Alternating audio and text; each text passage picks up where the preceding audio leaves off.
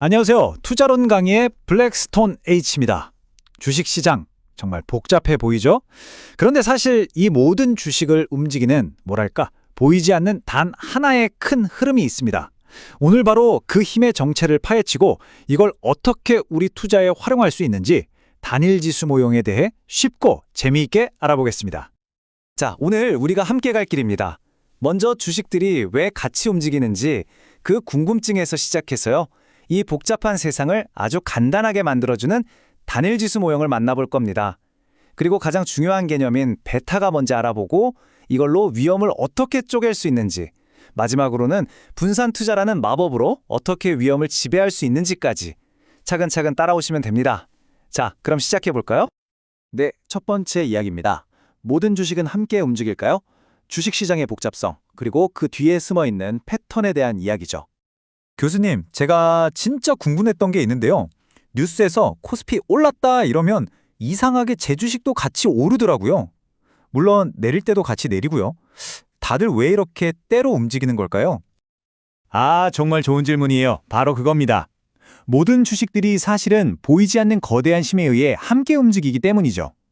만약에 우리가 주식 100개만 가지고 포트폴리오를 짠다고 해보세요. 주식 2개씩 짝지어서 서로 얼마나 관련 있는지, 즉 상관관계를 전부 계산하려면 무려 4,950번이나 계산해야 해요. 상상만 해도 머리가 아프죠? 이걸 언제 다 하겠어요? 그래서 훨씬 더 간단한 방법이 필요했던 겁니다. 바로 그 해답이 단일지수 모형입니다. 이 엄청난 계산을 단 하나의 가정으로 아주 간단하게 만들어버리죠. 그건 바로 모든 주식의 움직임은 결국 시장 전체라는 단 하나의 큰 흐름에 영향을 받는다는 거예요. 정말 획기적인 아이디어 아닌가요? 자, 바로 이겁니다. 단일지수 모형의 핵심 공식이에요. 딱 보자마자 머리 아파 싶으실 수 있는데 걱정 마세요. 사실 이건 주식 수익률이 어떤 재료들로 만들어지는지 보여주는 레시피 같은 거거든요. 네, 교수님. 레시피라고 하셨는데 재료가 알파, 베타, 이건 외계어 같은데요? 하나씩 좀 풀어주세요. 하하, 그럼요. 자, 하나씩 보죠. RT는 우리가 알고 싶은 개별 주식의 수익률이에요.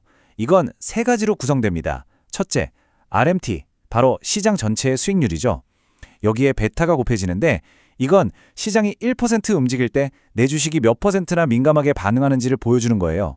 둘째, 알파, 이건 시장이랑 상관없이 그 주식 자체가 잘나서 버는 고유의 수익률입니다. 마지막으로 ET, 이건 그 회사에만 갑자기 터지는 예상치 못한 사건, 신제품 대박이나 CEO 리스크 같은 거죠. 이 세 가지가 합쳐져서 내 주식의 수익률이 결정되는 겁니다. 간단하죠? 좋습니다.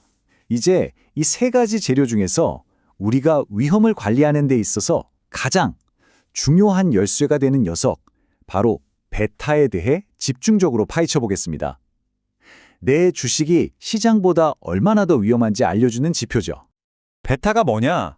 아주 간단하게 말해서 시장 전체가 출렁일 때 내 주식은 얼마나 더 크게 혹은 작게 출렁이는지를 나타내는 민감도라고 생각하시면 돼요. 시장의 움직임에 얼마나 민감하게 반응하느냐? 바로 그겁니다. 자, 보세요. 베타가 1이다? 그럼 시장이랑 똑같이 움직이는 거예요. 시장이 10% 오르면 내 주식도 10% 오르는 거죠. 근데 베타가 1보다 크다, 예를 들어 1.5다? 이건 시장이 10% 오를 때 15%나 오르는 아주 공격적인 주식인 셈입니다. 반대로 베타가 1보다 작으면 시장의 변동성에도 꿋꿋하게 버텨주는 방어적 주식이라고 할 수 있겠죠. 그럼 실제 주식은 어떤지 눈으로 보고 싶어요. 바로 보여드리죠. 자, 이건 디즈니 주식의 데이터인데요. 가로축이 시장 수익률, 세로축이 디즈니의 수익률입니다. 점들이 막 흩어져 있죠. 이 점들의 경향을 가장 잘 나타내는 저 직선, 저걸 증권 특성선이라고 부르는데요. 바로 저 직선의 기울기가 베타입니다. 디즈니의 베타는 1.046이네요. 거의 1에 가깝죠? 그러니까 디즈니는 시장이랑 거의 비슷하게 움직이는 주식이다 라고 해석할 수 있는 겁니다. 이제 베타를 알았으니 우리는 아주 놀라운 일을 할 수 있게 됩니다. 바로 주식의 위험이라는 녀석을 두 동강 낼 수 있다는 거죠. 모든 위험이 다 똑같은 위험이 아니거든요. 보시는 것처럼 주식의 총 위험은 두 가지 위험의 합으로 이루어져 있습니다. 하나는 시장 때문에 어쩔 수 없이 생기는 체계적 위험, 다른 하나는 그 회사 자체의 문제로 생기는 비체계적 위험입니다. 이 둘의 차이가 뭐냐고요? 체계적 위험은 경제 위기나 금리 인상처럼 시장에 있는 모든 배를 들어 올리거나 가라앉히는 거대한 파도 같은 거예요. 이건 피할 수가 없어요. 하지만 비체계적 위험은 우리 배에만 구멍이 나는 것과 같아요. CEO가 갑자기 사임하거나 신제품이 홀라당 망하는 것처럼요. 이건 다른 배들하고는 상관없는 우리 배만의 문제죠. 그리고 중요한 건 이건 우리가 막을 수 있다는 겁니다. 아니 그 위험을 어떻게 막아요 싶으시죠? 바로 여기서 투자의 세계에서 거의 유일하게 인정받는 공짜 점심, 바로 분산 투자가 등장합니다. 네? 공짜 점심이요? 잠깐만요, 교수님. 그럼 그냥 주식을 여러 개 사기만 하면 위험이 그냥 없어진다고요? 그게 말이 돼요? 네, 말이 됩니다. 정확히는 비체계적 위험이 사라지는 거죠. 생각해보세요. A라는 회사에서는 신제품이 대박이 났는데 B라는 회사에서는 파업이 일어났어요. 이 두 주식을 같이 가지고 있으면 이 회사들만의 좋은 소식과 나쁜 소식이 서로서로 상쇄되지 않을까요? 이렇게 여러 주식을 담다 보면 이런 개별 기업들의 사건 사고들은 점점 희석돼서 결국 0에 가까워집니다. 남는 건 뭐다? 바로 피할 수 없는 시장의 큰 파도, 체계적 위험뿐인 거죠. 실제 기업들을 한번 볼까요? 여기 캠벨 수프는 베타가 0.35밖에 안 되는 대표적인 방어주고요. 아마존은 1.63이나 되는 공격적인 주식입니다. 디즈니는 시장과 비슷한 1.046이죠. 여러분이 만약에 캠벨 수프 같은 주식과 아마존 같은 주식을 잘 섞는다면 여러분의 포트폴리오 전체의 위험도, 즉 전체 베타를 원하는 수준으로 맞출 수 있게 되는 겁니다. 그래서 결론적으로 잘 분산된 포트폴리오를 만들면 어떻게 되느냐? 바로 이렇게 됩니다. 여러분이 감당해야 할 위험의 95% 이상은 피할 수 없는 시장 위험, 즉 체계적 위험이 되고 개별 기업의 문제인 비체계적 위험은 5% 미만으로 줄어들게 됩니다. 거의 사라진 거나 마찬가지죠. 기업들의 자잘한 소음은 싹 걸러내고 시장이라는 거대한 오케스트라의 연주만 듣게 되는 셈입니다.